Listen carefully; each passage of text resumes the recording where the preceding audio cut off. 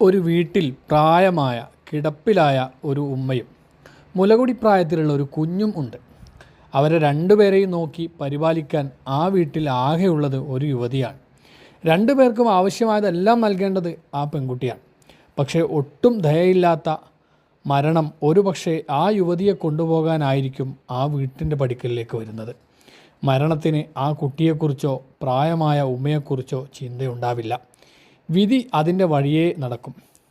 മരണത്തിന് ഒറ്റ വാക്കേ ഉള്ളൂ, വാ പോകാം.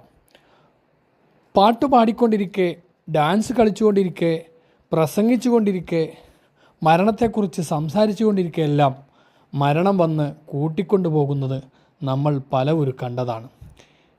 വീട്ടിലെത്താനായി എന്ന് വേണ്ടപ്പെട്ടവരെ വിളിച്ചു പറഞ്ഞ് നിമിഷങ്ങൾക്കുള്ളിൽ പറമ്പിൽ കിളച്ചുകൊണ്ടിരിക്കെ കുഴഞ്ഞു വീണ് ഇങ്ങനെയെല്ലാം മരിക്കുന്നവർ സ്വപ്നങ്ങൾ പലതും ബാക്കി വച്ചിട്ടാണ് പോകുന്നത്.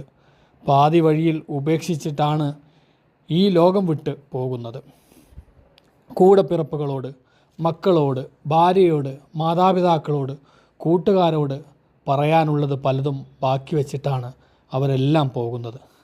നാളെ പറയാം എന്ന് വിചാരിച്ച് അടുത്ത മണിക്കൂറിൽ ചെയ്യാമെന്ന് കരുതിയ പലതും അവർക്ക് പൂർത്തീകരിക്കാൻ പറ്റുന്നില്ല.